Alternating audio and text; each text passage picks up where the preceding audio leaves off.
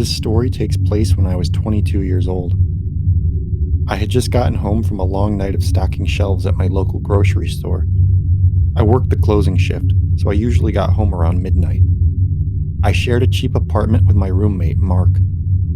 We weren't in the best of neighborhoods, but I just felt lucky to have a place to live that wasn't my parents' basement. I threw my jacket on the coat rack next to the front door and walked into the kitchen to rummage through the fridge for something to eat. I had just pulled a frozen burrito out of the freezer when I noticed something weird. My bedroom door had been slightly open when I walked by the hallway.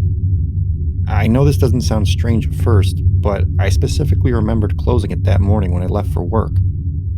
I like my privacy, so I always remember to shut my door when I leave for the day. I stepped back into the living room and looked down the hall. "Hello?" I called. There was just dead silence. Not wanting to let the fear get the better of me, I walked across the living room and flicked on the hallway light switch.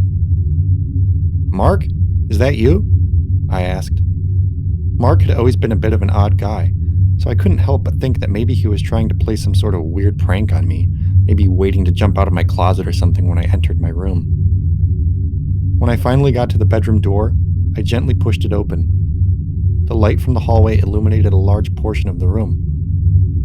I looked around, definitely feeling the creepy vibes. There was no one there though, and nothing looked out of the ordinary.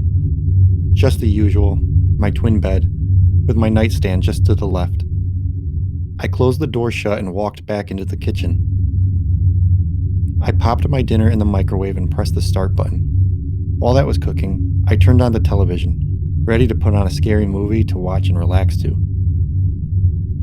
Suddenly, I heard a muffled thump coming from down the hall.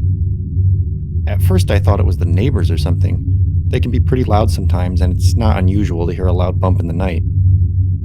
But then it happened again, and this time I could tell for sure it was coming from down the hall.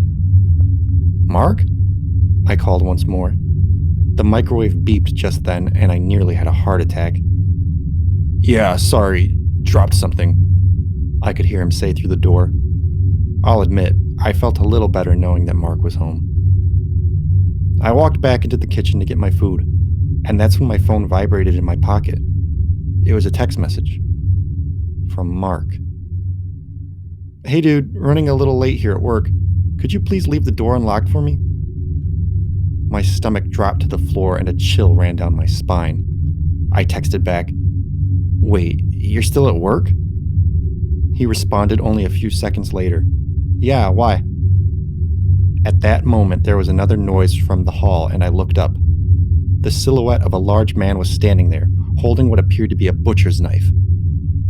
I turned and ran towards the front door, hearing the heavy clunk of the man's boots behind me. He wasn't running. Instead, it sounded like he was slowly walking, taking his time. I didn't stop to look back. I ran down the emergency staircase and out into the parking lot where I called the cops. The cops showed up just a few minutes later. They went upstairs and searched my apartment. But they said they didn't find anyone. But what they did find still terrifies me to this day. As they were searching the apartment, the cops found a note left on the kitchen table, held under a salt shaker. On that note, only one word was written. Soon.